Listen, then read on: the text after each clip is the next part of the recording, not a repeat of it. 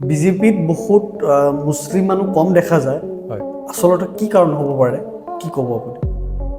নাই আচলতে আমাৰ বহু ব্যক্তিয়ে তাৰমানে আমাৰ বিজেপিৰ কিছুমান নেতাই ছাপোজ মুছলিমৰ বিৰুদ্ধে কিছুমান নক'বলগীয়া কথা সভাই সমিতিয়ে ব্যক্ত কৰে। গতিকে সেইটোত তেওঁলোকে মুছলিমসকলে বেয়া পায়। সৰুৰ পৰাই সেনেকুৱা যি কাম কৰোঁ, যিটো পদবীত থাকোঁ সেইটো একদম নিষ্ঠা সহকাৰে সেই পদবীটোৰ মৰ্যাদাটো ৰখাৰ কাৰণে মই কষ্ট কৰোঁ।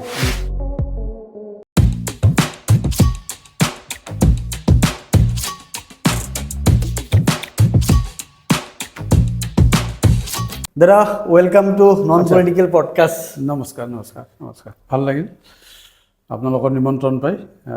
ময়ো দৌৰাদৌৰিকৈ আহিলোঁ আচলতে, তথাপি আৰু আজি প্ৰথম দিন আহিছোঁ আপোনালোকৰ ওচৰত, গতিকে ভাল লাগিছে লগ পাই। কি খবৰ দাদা? বহুত ব্যস্ত আৰু ভালেই, মোটামুটি জীৱন সংগ্ৰামত চলি আছোঁ আৰু বিভিন্ন ব্যস্ততাৰ মাজেদি নিজৰ কাম, দলৰ কাম, কোৰ্টৰ কাম, ফেমিলি সকলোখিনি চম্ভালিব লগা হয়। দিনটো বিজি কেনেকৈ থাকে? দিনটো বেছিভাগ সময় যিহেতু মই ৰাজনীতিৰ এটা দলৰ লগত জড়িত, গতিকে সেইকাৰণে আজি দল মানে মই বিজেপিৰ লগত জড়িত আৰু বহু বছৰ ধৰি বিজেপিৰ লগত জড়িত, আৰু সেই হিচাপে বিজেপিটো দলত থাকিলে তাৰমানে বহুত সময় দিব লগা হয়, দলৰ বহু কাম থাকে, সেইকাৰণে দলতে বেছিভাগ সময় দিব লগা হয় মই। হয়, তাৰপিছত আপুনি আপোনাৰ প্ৰফেশ্যন এডভোকেট হয়। হয় হয় হয়। তাতে কেনেকৈ সময় দিয়ে আকৌ? তাতে মোৰ মানে আজিকালি খুব মানে ইৰেগুলাৰিটি বাঢ়িছে, কাৰণ তথাপিও মোৰ জুনিয়ৰসকল থাকে। জুনিয়ৰসকলে কিবা কিবি ডাঙৰ মেটাৰ থাকিলে তেওঁলোকে চাই, বা সৰু সুৰা থাকিলেও সৰু সুৰা কামবিলাক তেওঁলোকে কৰি দিয়ে। গতিকে তেনেকৈ দূৰৰ পৰাই চলাই থকা যেন হৈছে ৰিম'টত। হয়, মানে ইমান সময় দিব নালাগে। সময় দিব নোৱাৰোঁ বা নিজে পাৰা নাই, তথাপি ক্লাইণ্টবিলাক ৰখাব লগা হয়। তেওঁলোকে এটা বিশ্বাসত আহে মোৰ ওচৰত, গতিকে আহিলে আৰু তেওঁলোকক না নকৰোঁ। আৰু আমাৰ সেইটো এথিক্সো নহয়। কোনোবাই এডভকেট প্ৰফেশ্যনত কোনোবাই যদি এটা ব্ৰিফ লৈ আহে, সেই ব্ৰিফটো তাৰমানে ঘূৰাই পঠোৱাটো আমাৰ নিয়ম নহয়। এডভকেটে আচলতে সদায় একচেপ্ট কৰিব লাগে, আৰু সেইকাৰণে যিমানখিনিলৈ পাৰোঁ মই ৰাখোঁ, ৰাখি মেলি আনৰ দ্বাৰা হ'লেও জুনিয়ৰখিনিৰ দ্বাৰা সেইটো চলাই দিওঁ আৰু। আপোনাৰ এইকেইটা বস্তু বহুত ধুনীয়া লাগিছে, কিন্তু ফটোত দেখা পাওঁ। বহুত ধন্যবাদ। এইটো বাৰু মোৰ এইটো ষ্টাৰ্ট কেতিয়াৰ পৰা কৰিছিলে? এইটো হ'ল আজি প্ৰায় 6 বছৰমানেই হ'ল, চলি আছে আৰু বহুতে প্ৰশংসা কৰে। আৰু দল মানে বিজেপি ৰাজ্যিক কাৰ্যালয়তো মোচক লৈ বহুত চৰ্চা হয়। তাৰপিছতো ৰাখি দিছে ন? কোনো নাই, কোনো বেয়া চেঞ্চত নকয়, চবেই ভাল পায় যে তোৰ মোচটো মানে ওপৰত উঠি থাকিলে বেছি ভাল লাগে। আনকি আমাৰ প্ৰাক্তন মুখ্যমন্ত্ৰী সৰ্বানন্দ সোণোৱালেও কৈছে, মোচ নহি তো কুছ নহি হে, তো এনেকৈ কৈ ৰগৰ কৰে কেতিয়াবা। গতিকে এনেধৰণে খুব ভাল লাগে, আৰু কিবা বেলেগে মানে এইটোক লৈ অলপ মোক উৎসাহিত কৰে, এনেকৈ সদায় থাক, এনেকৈ কয় আৰু। ভাল লাগে কিন্তু আপোনাৰ ফটোত যেতিয়া আমি দেখা পাওঁ। হয় হয় হয়। এনেকৈ চাই কিনে বৌয়ে কি ৰিয়েকশ্যনটো কি লয় তাৰমানে? বৌয়ে কিবা কয়নে? মানে বৌয়ে একো নাই, বৌয়ে ভাল পায় নে বেয়া পায়? ভালেই পায়। এদিন এজন মন্ত্ৰীয়ে ফোন কৰিছিল বৌক যে বেনুৰ মোচটো মানে আমাৰ যিহেতু সন্মানীয় মুখ্যমন্ত্ৰীৰ মোচ নাই, আমিও কোনো মোচ ৰখা নাই, গতিকে মুখ্যমন্ত্ৰী যিহেতু তেওঁ মানে শুভাকাংক্ষী বা সমৰ্থক, হাৰে হিমৈছে মুখ্যমন্ত্ৰী ডাঙৰীয়াক ভাল পায়, গতিকে বেনুৱে মোচটো ঘূৰাই দিব লাগিব। কিন্তু বৌয়ে কৈছে নাই, মোচ ঘূৰালে বেয়া লাগিব, গতিকে এনেকৈ থকাই ভাল। বৌ তাৰমানে পৰা চিন্তা কৰিছে। গতিকে পলিটিকেল জাৰ্ণি অকণমান কয়, কেনেকৈ আৰম্ভ কৰিলে? হয়, মই আচলতে সৰুৰ পৰাই অকণমান ৰাজনীতিততো সকলোৱে জড়িত, পলিটিকেল দলত জড়িত হওক নহওক, বাট যেনেকৈ হওক ৰাজনীতিত মেৰ পাছত চবেই সোমাই যাব লগা হয় মানুহ হিচাপে। গতিকে মই ছাত্ৰ অৱস্থাৰ পৰাই ৰাজনীতিৰ ক্ষেত্ৰতো অলপমান মোৰ বহু আকাংক্ষা, উচ্চ আকাংক্ষাত আছিলোঁ। মই সৰুৰে পৰা হাইস্কুলৰ পৰাই মই জেনেৰেল ছেক্ৰেটাৰী হৈ আহিছোঁ, কলেজত হ'লোঁ, ইউনিভাৰ্চিটি ল' কলেজৰ মই জেনেৰেল ছেক্ৰেটাৰী হৈছোঁ, গুৱাহাটী উকিল সন্থাৰ মই জেনেৰেল ছেক্ৰেটাৰী হৈছোঁ, নৰ্থ ইষ্ট বাৰ কাউন্সিলৰ মই 5খন ৰাজ্যৰ মাজত নিৰ্বাচন খেলি মই 25জন মেম্বাৰৰ ভিতৰত এজন ইলেক্ট হৈছোঁ। এতিয়া সদ্যহতে মই আমাৰ নাথযোগী উন্নয়ন পৰিষদ বুলি এখন কাউন্সিল আছে, এই কাউন্সিলৰ মই অধ্যক্ষ, আৰু দলত ইয়াৰ আগতে মই প্ৰাক্তন সম্পাদক হিচাপে কাম কৰিছিলোঁ দলত। আৰু এতিয়া আমি সদস্য মানে ৰাজ্যিক সদস্য যদিও বিভিন্ন জিলাৰ প্ৰভাৰী হিচাপে কাম কৰিছোঁ। গতিকে বিভিন্ন ব্যস্ততাৰ মাজেদি ৰাজনৈতিক পৰিক্ৰমাত কাম কৰি আছোঁ, বাকী ফলদাতা বিধিৰ হাতত। গতিকে সেনেকুৱা নিজৰ কাম নিজে কৰি যাওঁ আৰু যি কৰোঁ একগ্ৰতাৰে কৰোঁ, আন্তৰিকতাৰে কৰোঁ। সেই বস্তুটোৱে কিন্তু 100%। মই সৰুৰ পৰাই সেনেকুৱা, যি কাম কৰোঁ, যিটো পদবীত থাকোঁ সেইটো একদম নিষ্ঠা সহকাৰে সেই পদবীটোৰ মৰ্যাদাটো ৰখাৰ কাৰণে মই কষ্ট কৰোঁ। হয়। কিন্তু আমাৰ কি থাকে যে আমি কোনো এটা পদবী পালে বা কোনো এটা লেভেল পালে হয়, আমি কি কৰোঁ যে সেইটো মিছ ইউজ কৰি দিওঁ। হয়, মই সেইটো একদম বেয়া পাওঁ। আৰু যদিহে যোগ্য আমাক কয় যে যোগ্যজনে যোগ্য স্থান পায়, যদি পদবীটোৰ চকীখন পোৱাৰ লগে লগে সেই চকীখনৰ যিটো যোগ্যতা, সেই যোগ্যতাটো ৰাখিব নোৱাৰাটো অতি সমাজৰ কাৰণে এইটো মানে বেয়া লক্ষণ যায়, বেয়া মেছেজ যায়। কাৰণ কিছুমান অযোগ্য ব্যক্তিয়ে যদি কিছুমান আসন পায়, সেই আসনৰ দ্বাৰা সমাজখনলৈ কিছুমান ভুল মেছেজ যাব পাৰে বা সামাজিকভাৱে কিছুমান অলপ বিপথে পৰিচালিত হ'ব পাৰে কিছুমান ব্যক্তি। গতিকে মই ভাবোঁ যিখন চকীত থকা যায় সেই চকীখনৰ মৰ্যাদা আগত ৰাখি চিন্তা কৰি কাম কৰিব লাগে। 100%। আৰু এইটো সদায় কৰিব লাগে, সদায় কৰিব লাগে। সেইটো মানে আৰু এইটো নহয় যে, আৰু কিছুমান আছে আমাৰ ধৰক প্ৰিভিয়াছ তেওঁলোক কোনো সামাজিকভাৱে জড়িত নহয়, আজি পলিটিকেলি বহুত কিবা টকা পইচা বা কিবা এটা ওপৰ লেভেলৰ হাত আছে, তেওঁ হঠাৎ এখন চকী পাই যায়। গতিকে সেনেকুৱা কিছুমান ব্যক্তিয়ে আচলতে চকীখনৰ মৰ্যাদা অক্ষুণ্ণ ৰখাত ক'ৰবাত নহয় ক'ৰবাত কিবা এটা উজুতি খাই যেন লাগে। এই কথাটো আপুনি বিলিভ কৰে যে আপুনি কোৱা মতে যে অধিক পইচা থাকিলে আমি কিবা এটা বস্তু পাবলৈ সহজ হয় বুলি ভাবে নে কেতিয়া?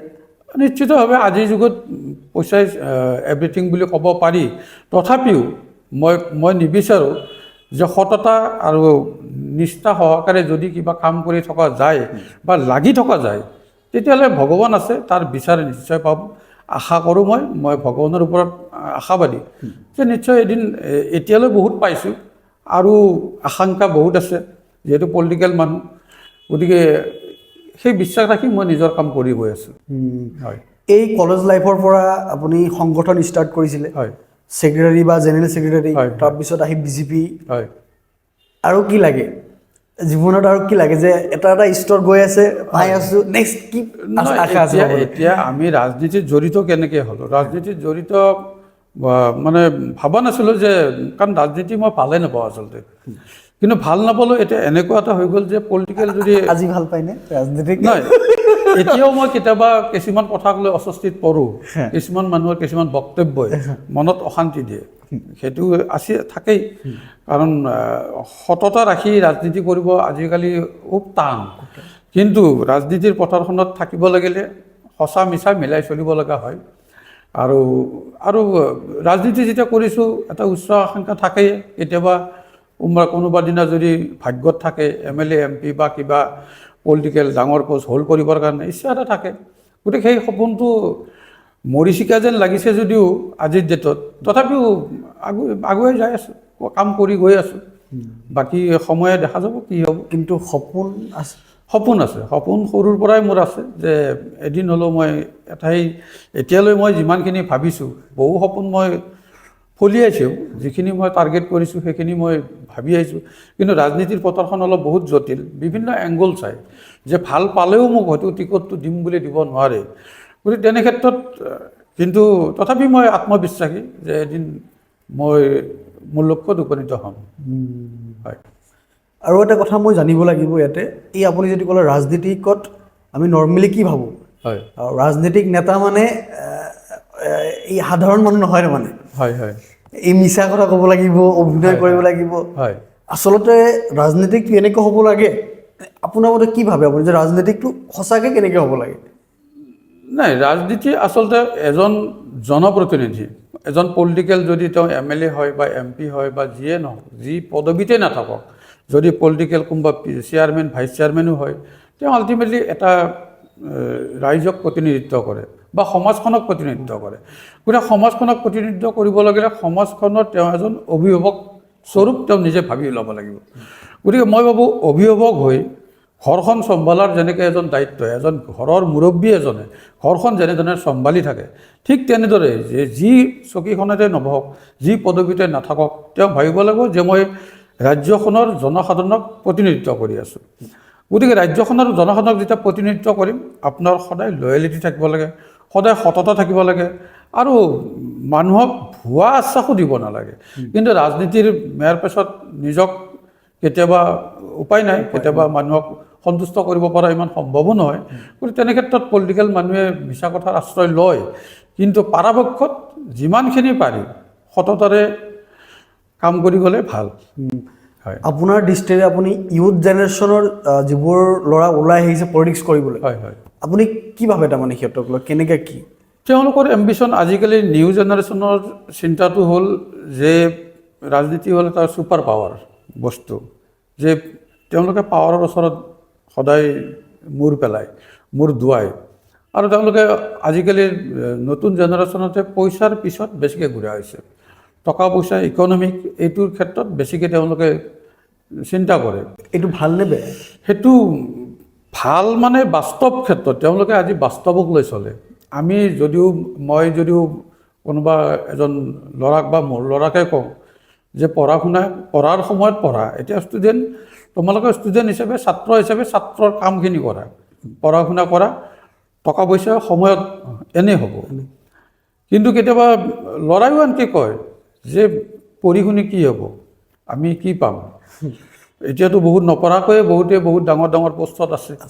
গতিকে তেওঁলোকে যদি আজি আমাক শাসন কৰিব পাৰে, সামাজিকভাৱে ইনভলভ নোহোৱাকৈ ডাঙৰ ডাঙৰ পদবী পাইছে, পঢ়া শুনা নোহোৱাকৈ কোনোবাই MLA MP হৈছে, গতিকে আমি পঢ়িটো ইণ্টাৰভিউ দিওঁতে বয়স পাৰ হৈ যাব। গতিকে এতিয়াৰ পৰাই যদি আমি টকা বা পইচা চিন্তা নকৰোঁ, ভৱিষ্যতৰ কাৰণে আমি যদি এতিয়াই সজাগ হৈ নাযাওঁ, তেতিয়াহ'লে আমাৰ বয়স থাকোঁতে যদি আমি কামখিনি কৰি আগবাঢ়ি একেলগে পঢ়াৰ লগত টকা পইচাৰ কথাটো সমান্তৰালভাৱে আগুৱাই লৈ যাব লাগিব। আৰু সেইকাৰণে তেওঁলোকে ভৱিষ্যতটো আজিকালি বহুত চিন্তা কৰে, যাতে আমি MA বা যিকোনো ভাল ডিগ্ৰী লৈ বহি থাকি সময় পাছ কৰিব লগা নহয়, বা টকা পইচা উদ্যোগ কৰাৰ কাৰণে বা কিবা কৰাৰ কাৰণে তেওঁলোকৰ ফাইনেন্সিয়েল সেইখিনি থাকিবও লাগিব ঘৰত। আমিতো এনেকুৱাও নহয় যে আমি বহুত টকা পইচা থকা মানুহ, সাধাৰণভাৱে কোনোমতে চলি আছোঁ। গতিকে এই মোৰ নিচিনা ধৰক মধ্যবিত্ত যিসকল ব্যক্তি, তেওঁলোকৰ চিন্তাধাৰাবিলাক অলপ তেনেকুৱা পইচাৰ ফালে অলপ গৈছে, নজনা। আৰু নতুন জেনেৰেশ্যনটোৱে অলপ কনষ্ট্ৰাকটিভ চিন্তা কৰে। তেওঁলোকে সকলো কথা আজিকালি গুগলৰ যুগ, কোনে কেনেকৈ, এলেন মাৰ্ক্সে কেনেকৈ ইমান ধনী হ'ল, গতিকে এলেন মাৰ্ক্সৰ উদাহৰণ দিয়ে যে তেওঁ কিমান পঢ়িছিল, গতিকে তেনেধৰণৰ কথা। যে তেওঁলোকৰ উদ্দেশ্য হ'ল এতিয়া বিশেষ ব্যক্তি হিচাপে তেওঁলোকে নিজক প্ৰতিষ্ঠা কৰিব বিচাৰে। গতিকে বিশেষ ব্যক্তি হিচাপে প্ৰতিষ্ঠা কৰিব লাগিলে আমি কি কৰিব লাগিব, কেনেকৈ আগবাঢ়িব লাগিব, এইবিলাক কথা তেওঁলোকৰ চিন্তা চৰ্চাত তাৰমানে স্থান পায়। হয়, এটা বস্তু মই ন'টিছ কৰিছোঁ, BJPৰ লিডাৰ যিমান আহিছে আমাৰ পডকাষ্টত, হয়, কোনো লিডাৰে কোৱা নাই যে মই মধ্যবিত্তিৰ ল'ৰা, কিন্তু আপুনি কৈছে কিয় মানে? নাই, মই সঁচাটোৱে কওঁ। মই সেইকাৰণে কোনো যে কথা কোৱাৰ কাৰণে মই দ্বিধাবোধ নকৰোঁ। আমি অৰিজিনেলি ক'ৰ পৰা আহিছোঁ, কেনেকৈ আহিছোঁ, এখন সাধাৰণ গাঁৱৰ পৰা। দেউতাই খেতি কৰিছিল, আমাক পঢ়া খৰচ দিব পৰা নাছিল। গতিকে বহুত কষ্ট সংগ্ৰামৰ মাজেদি জীৱনটো ইমানখিনিলৈ পাইছোঁ যে ভগৱানৰ ওচৰত তাৰ কাৰণে চিৰকৃতজ্ঞ। হয়, আপোনাৰ কলেজ লাইফ কেনেকুৱা আছিল? কলেজ লাইফ মই ইমান চোকা বা হেৰিও নহয়, মধ্যবিত্তই, সকলোতে মধ্যবিত্ত। মধ্যবিত্ত বুলি নকওঁ, মধ্যমীয়া। হয় হয়, মধ্যমীয়া। গতিকে এনেই মই হাইস্কুলত বাৰু ক্লাছ 5ৰ পৰা ক্লাছ 10লৈ পাছ হৈ আছিলোঁ, এইটো বেলেগ কথা, সেইবিলাক মই ক'ব নাযাওঁ। মুঠতে সাধাৰণভাৱে গোটেইখিনি পঢ়ি গৈ আছোঁ, আৰু যিমান পাৰিছোঁ নিজৰ লক্ষ্যত উপনীত হোৱাৰ কাৰণে চেষ্টা চলাই আছোঁ। নেক্সট ভিজন কি আপোনাৰ? এতিয়া মাইণ্ডত কি চলি আছে? যে এতিয়া আমাৰ অহা 26ত আমাৰ নতুন বিধানসভাৰ নিৰ্বাচন হ'ব। গতিকে তাৰ কাৰণে আশাত বন্দী হৈ আছোঁ, কাৰণ কিবাকৈ চিট এটা বা কোনোবা টিকট এটা পাওঁ নেকি, সেই চিন্তা মাথাত আহি থাকে। আৰু এতিয়া ৰাজ্যিক সমিতি নতুনকৈ গঠন হ'ব গৈ আছে, গতিকে বিভিন্ন কথা এইবিলাক মাথাত আহি আছে, আৰু ক'ত কেনেকৈ নিজে এইটো আৰু খুজি লোৱা বস্তু নহয়, সেইটো মানে দিবও লাগিব, ওপৰলৈও সহায় কৰিব লাগিব, ভাগ্যও সহায় কৰিব লাগিব, সকলোখিনি মিলিলে হয়তো কিবা হ'ব।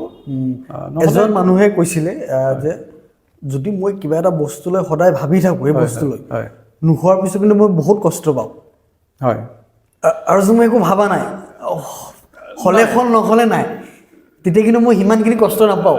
নাই, যি ভাবা এই ভাবাটো থাকিব লাগে, সেই ভাবা মতে যদি মোৰ নহয়, ভাবাটো থাকিব লাগে, চেষ্টাও থাকিব লাগিব, কিন্তু এইটো নহয় যে ভাবিলোঁ নহ'ল তাৰ কাৰণে মই নিৰাশ হৈ যাম, সেনেকুৱাও নহয়। যুদ্ধ সময়ত তাৰমানে আজি আমাৰ দলত 65 লাখ কাৰ্যকৰ্তা, গতিকে 65 লাখ কাৰ্যকৰ্তাৰ ভিতৰত কোনোবা এখন চিট মানে আমাৰ চকীত বহা খেয়াল যেনেকুৱা, তাৰ মাজত কোনোবা এজনেই পাব। গতিকে যুঁজত কিন্তু থকাটো উচিত, যে যুঁজ থাকিব লাগে, যুঁজ নিজৰ ধৈৰ্য থাকিবই লাগিব।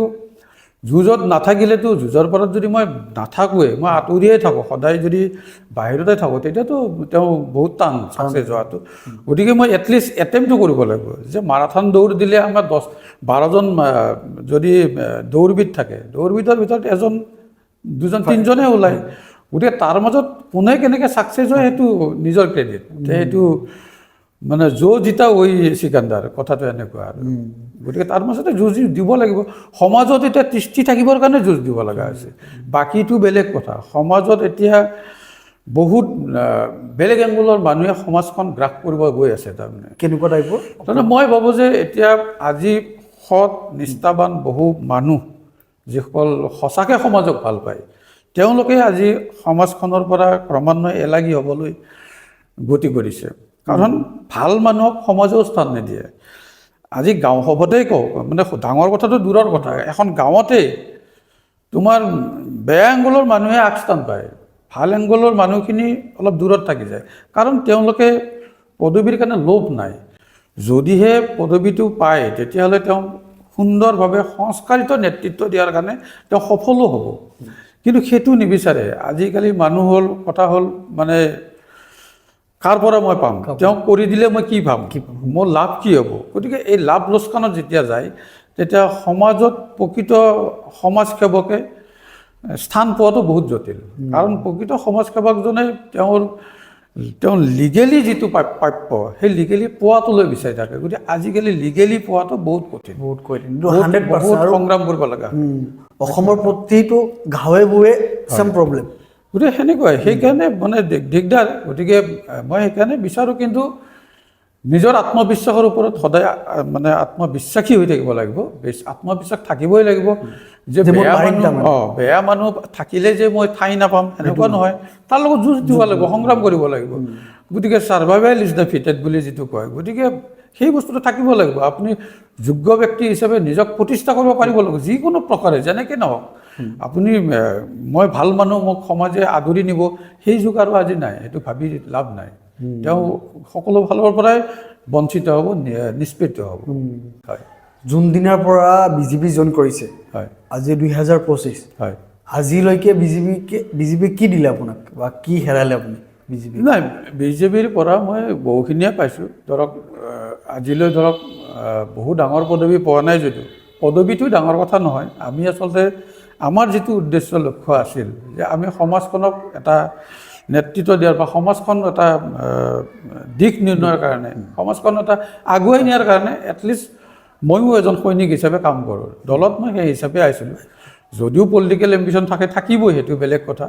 কিন্তু মোৰ প্ৰিলিমিনাৰী উদ্দেশ্য হ'ল যে সমাজখনক কিবা এটা কোনোবা এংগুলৰ পৰা সহায় কৰিব পাৰোঁ নেকি, সেই উদ্দেশ্য আগত ৰাখি আচলতে বিজেপি দলটোত মই পোনপটীয়াভাৱে ৰাজনৈতিক দল হিচাপে বিজেপি দলতে মই প্ৰৱেশ কৰিছোঁ, বা তেওঁৰ দলত মই সদস্য হিচাপে ভৰ্তি হৈছোঁ। গতিকে এতিয়ালৈ দলে যিখিনি দিছে সন্মান যথেষ্ট পাইছোঁ। সন্মানটো আচলতে কি হয়, দলত থাকিলে পোৱা নোপোৱাৰ হিচাপটো বেছি কৰিবও নাপায়। যি পাইছোঁ, দলত যি দিছে দায়িত্ব, সেই দায়িত্বটো নিষ্ঠা সততাৰে কাম কৰি যাব লাগে। আৰু নিশ্চয় আমাৰ দলত এটা প্ৰিন্সিপল আছে, যে মানে কাম কৰি থাকিলে হয়তো এদিন হ'লেও দলে চাই, তাৰমানে যে তেওঁ বিভিন্ন এংগুলৰ পৰা মানুহজনৰ ওপৰত নজৰো ৰাখে। গতিকে দেখাত একো নাই, কোনেও একো নাই, চাই আছে, গম নাপায়। কিন্তু গম নোপোৱাকৈ বহুত অদৃশ্য শক্তিয়ে বিজেপি দলৰ কাৰ্যকৰ্তাৰ ওপৰত চকু ৰাখে। যে কোনজনে কি কাম কৰি আছে আৰু সেই বেচিছতে কিছুমান কাম মানে আমাৰ নাহুত নাজুত কথা কিছুমান হৈ যায় যে নভাবাকৈ কিছুমানে ডাঙৰ ডাঙৰ আসনত তেওঁ পাই পাই যায় যায় তাৰমানে এনে দলত সেই বস্তুটো বিজেপিত আছে তাৰমানে বেলেগ দলত নাথাকিলেও বিজেপিত আছে বেলেগ দলত নাই নেকি বেলেগ দলত মই আশা নেদেখোঁ বেলেগ দলত ধৰক এতিয়া তেনেকুৱা ৰাজনৈতিক দলততো মই আশা নেদেখোঁ তেনেকুৱা সেনেকুৱা হোৱাও দেখা নাই কিন্তু বিজেপিৰ দলত তাৰমানে যিটো বস্তু তেওঁ কোনোদিন ভাবাই নাই হয়তো ভাবা নাই মানে কি তেওঁ কাম কৰি আছে তেওঁ পাব নাপাব বুলি ভবা নাই চিটটোৰ কাৰণে ভাবি থকা নাই বাট তেওঁ নিৰন্তৰভাৱে দলৰ সেৱা কৰি গৈ আছে দলৰ হৈ কাম কৰি গৈ আছে গতিকে সেইটো বস্তু নিশ্চয় কাৰোবাৰ অবজাৰ্ভেশ্যনত আছে গতিকে সেই অবজাৰ্ভেশ্যনত থকাৰ কাৰণে তেওঁক মানে এটা ৰিজাল্ট দিব বিচাৰিছে যে তুমি কালি এইটো পদবীৰ কাৰণে তুমি থাকিব লাগিব গতিকে তেনেকুৱাকৈ আহি যায় গতিকে তথাপিও সেইটো আহিব নাহিব বুলি ভাবি থাকিও লাভ নাই নিজৰ যিমানখিনি শক্তি সামৰ্থ্য আছে সেইমতে আমি কাম কৰি যাই থাকোঁ হয় দাদা বিজেপিতে অহাৰ পিছত আজিলৈ আপোনাৰ পলিটিকেল মেণ্টৰ কোন পলিটিকেল মেণ্টৰ আমাৰ আচলতে আজি আমি বিজেপিত যিহেতু থাকোঁ বিজেপিত আমাৰ প্ৰধান আমাৰ হেৰি হিচাপে আমাৰ প্ৰাক্তন প্ৰধানমন্ত্ৰী প্ৰয়াত অটল বিহাৰী বাজপেয়ী ডাঙৰীয়া আছিল তেওঁৰ আদৰ্শ আমি সদায় স্মৰণ কৰোঁ আৰু তেওঁ যেনেধৰণে দেশ চলাইছিল গতিকে তাত আমি আচলতে বহুখিনি এটা ভাল গুণৰ হেৰি বিচাৰি পাইছিলোঁ গতিকে তেওঁৰ যিটো ব্যক্তিত্ব সেই ব্যক্তিত্বৰ প্ৰতি মই সদায় দুৰ্বলতা আছোঁ অসমৰ কোন হয় মেণ্টৰ অসমৰ এতিয়া মোৰ পলিটিকেল গুৰু হিচাপে আজিৰ মুখ্যমন্ত্ৰী ডাঙৰীয়া যি উন্নয়নৰ অনিৰুদ্ধ যাত্ৰাৰ গতিৰে দেশখন ৰাজ্যখনক আগুৱাই নিছে গতিকে তেওঁৰ যি মানে ভিছন ৰাজ্যখনক লৈ তেওঁৰ ওপৰত আমি সদায় চিৰকৃতজ্ঞ আৰু তেওঁক আমি ভাবোঁ যে ময়ো তেওঁৰ নিচিনা হ'ব পাৰিলে তেওঁৰ সেই আদৰ্শত মই বন্দী হয় এটা কুৱেশ্যন মই আৰু এটা কৰিব লাগিব বিজেপিত বহুত মুছলিম মানুহ কম দেখা যায় হয় আচলতে কি কাৰণ হ'ব পাৰে কি ক'ব আপুনি নাই আচলতে আমাৰ বহু ব্যক্তিয়ে তাৰমানে আমাৰ বিজেপিৰ কিছুমান নেতাই ছাপ'জ মুছলিমৰ বিৰুদ্ধে কিছুমান নক'বলগীয়া কথা সভাই সমিতিয়ে ব্যক্ত কৰে গতিকে সেইটোত তেওঁলোকে মুছলিমসকলে বেয়া পায় কিন্তু আমাৰ দলত তেনেকুৱা কোনো কথা নাই যে মুছলিমক আমি বেলেগকৈ এঘৰীয়া কৰি ৰাখি আমি দল পৰিচালনা কৰিম সেনেকুৱা কোনো কথা নাই আৰু সেইকাৰণে মোদী ডাঙৰীয়াই আচলতে কৈয়ে দিছিল যে সবকা সাথ সবকা বিকাশ সবকা বিশ্বাস সবকা প্ৰয়াস কিন্তু এইটো হৈ থকা নাই নাই এইটো হৈছে মানে কি কিছুমান এতিয়া আমাৰতো দলত বহু মুছলিম মানুহ ইনভলভ হৈয়ে আছে আৰু তেনেধৰণে মুছলিমসকলে চৰকাৰীভাৱে যিখিনি আমাৰ বেনিফিচিয়াৰী বা তেওঁলোকে কেন্দ্ৰীয় চৰকাৰ বা ৰাজ্য চৰকাৰৰ ফালৰ পৰা যিখিনি চৰকাৰী সাহায্য বা হেৰি পাব লাগে আঁচনি পাব লাগে এই আঁচনিসমূহ আজিৰ ডেটত হিন্দুতকৈ মুছলিমসকলে বেছি লাভান্বিত হৈ গৈ আছে তেওঁলোকে পাবলৈ সক্ষম হৈছে মই আঁচনিৰ কথাটো কোৱা নাই আপোনাক হয় যে পাৰ্টিত আমি যিবোৰ কওঁ হয় নেতাৰ বহুত অভাৱ কম আছে বিজেপিত মুছলিম নেতাৰ অভাৱ কম আছে আচলতে অভাৱ মানে কি কিছুমান মুছলিম নেতা আহে কিন্তু তেওঁলোকে যিটো দলক যিটো বিশ্বাস দিব লাগে মই ক'ৰবাত নহয় ক'ৰবাত সেই বিশ্বাসত কিছুমান হয়তো কমিও থাকে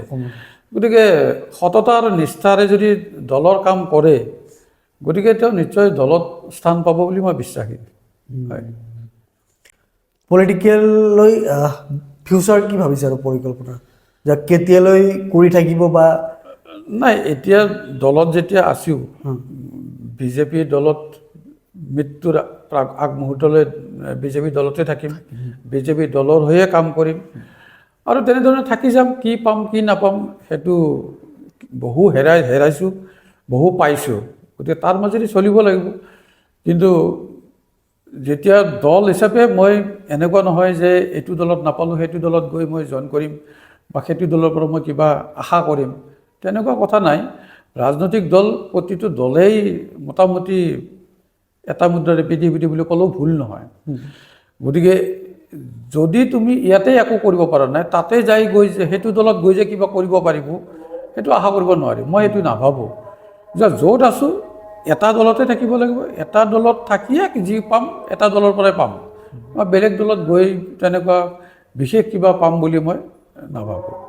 সেইকাৰণে মই বেলেগ দলৰ প্ৰতি মই মানে নিজৰ মানে ইচ্ছা আকাংক্ষা পূৰণ কৰাৰ স্বাৰ্থত, টিকটটোৰ স্বাৰ্থত বেলেগ দলত গৈ মই নিজক জলাঞ্জলি নিদিওঁ। লাষ্ট এটা কথা মই সুধোঁ আপোনাক, আপুনি যিটো বোৰ্ডৰ চেয়াৰমেন হয়, কাউন্সিল উন্নয়ন পৰিষদ, হয় হয়, এইটো কি হয় আৰু কেনেকৈ কাম কৰে অকণমান যদি কয়। নাথযোগী উন্নয়ন পৰিষদখন 2011ত কংগ্ৰেছ চৰকাৰ দিনতে গঠন হৈছিল বাৰু। গতিকে মই কাৰ্যভাৰ লৈছোঁ 2020ত। গতিকে তাৰ আগৰ অধ্যক্ষ আছিলে, তাৰপিছত মই আহিলোঁ দ্বিতীয়বাৰৰ কাৰণে, ছেকেণ্ড টাৰ্ম।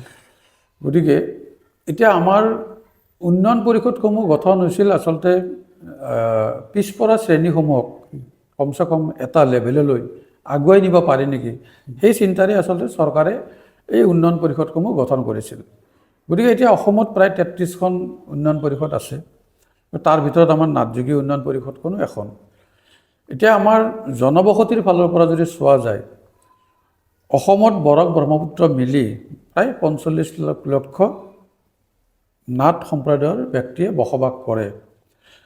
গতিকে এই 45 লাখ নাথ সম্প্ৰদায়ৰ ব্যক্তিক আমি চোৱা চিতা কৰাৰ যিটো উদ্দেশ্য বা আগুৱাই নিয়াৰ যিটো চিন্তা, এই চিন্তাত তাৰমানে আমাৰ যথেষ্ট আমি অসুবিধাৰ সন্মুখীন হৈছোঁ কাউন্সিল হিচাপে।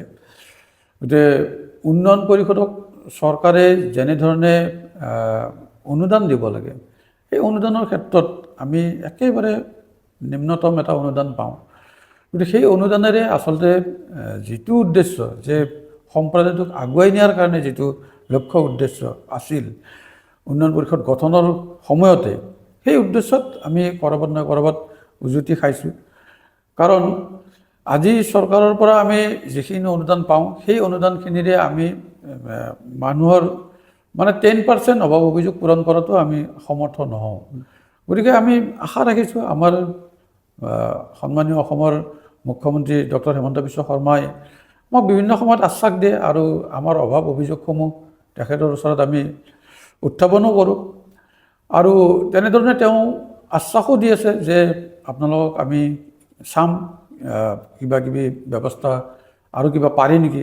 গতিকে সেই আশাত বন্দী হৈ আছোঁ। এতিয়ালৈ আমি তেনেধৰণৰ সামান্যতম অনুদান হিচাপে আমাক যি দিয়ে, কেতিয়াবা 30 লাখ, কেতিয়াবা 50 লাখ, কেতিয়াবা 40 লাখ এনেকৈ দি আহিছে। গতিকে সেইখিনি টকাৰে আমি সম্প্ৰদায়টোক আগুৱাই নিয়া সম্ভৱেই নহয়। প্লাছ আচলতে যিখিনি অভাৱ অভিযোগ সম্প্ৰদায়ৰ যি মেল মিটিং সভা সমিতি মই এটেণ্ড কৰিবলৈ গ'লে, আজি উন্নয়ন পৰিষদৰ অধ্যক্ষ হিচাপে এটা অধ্যক্ষৰ যিটো ষ্টেটাছ মিনিমাম, সেই ষ্টেটাছটো আজি আনকি চৰকাৰে আজিলৈ দিয়া নাই। গতিকে মই ভাবোঁ আৰু যে যদিহে আচলতে এটা জাতি বা সম্প্ৰদায়ক প্ৰতিনিধিত্ব কৰা যে ব্যক্তি এজনে মিনিমাম সুবিধাখিনি পালে গতিকে ভাল লাগে। কিন্তু আমাৰ তেনেকুৱা বিশেষ সুবিধা নাই। মানে কি আৰু চৰকাৰী কোনো গাড়ী বা তেনেকুৱা ব্যৱস্থা অধ্যক্ষৰ কাৰণে বা উপাধ্যক্ষৰ কাৰণে আজিলৈ চৰকাৰে দিয়া নাই। গতিকে নিদিয়াৰ কাৰণে কেতিয়াবা আমি সুবিধা হওঁ যে যদি আচলতে উন্নয়ন পৰিষদসমূহক পৰিচালনা কৰাত চৰকাৰৰ অসুবিধা হৈ থাকে, তেতিয়াহ'লে এইবিলাক আচলতে মানে কণা হাঁহক পতন দিয়া সদৃশ কথাটো হৈছে। সেনেকুৱা হোৱা উচিত নহয়। সঁচা অৰ্থত যদি তেওঁলোকে উন্নয়ন পৰিষদসমূহৰ জৰিয়তে এটা জাতি বা সম্প্ৰদায়ক আগুৱাই নিবৰ কাৰণে চিন্তা চৰ্চা কৰে, তেতিয়াহ'লে উন্নয়ন পৰিষদসমূহ মিনিমাম অনুদান দিয়াৰ চৰকাৰৰ দায়িত্ব। গতিকে এইটো নিদিয়াৰ কাৰণে আমি বুলিয়ে নহয়, বিভিন্ন কাউন্সিল বা উন্নয়ন পৰিষদ আছে সকলোৱে এই ক্ষেত্ৰত অলপ মানে নিৰাশ তাৰমানে তেওঁলোক। থেংক ইউ ছ' মাছ দাদা, ভাল লাগিলে। থেংক ইউ আপোনাৰ কেনেকুৱা লাগিছে? মোৰো বহুত ভাল লাগিল। আজি প্ৰথমবাৰৰ কাৰণে আপোনালোকৰ ওচৰত আহিছোঁ আৰু আহি যিখিনি কথা পাতিলোঁ একদম ঘৰুৱা হিচাপে অন্তৰ খুলি কথা পাতিছোঁ, গতিকে তাত মানে খুবেই ভাল লাগিল। Thank you so' much.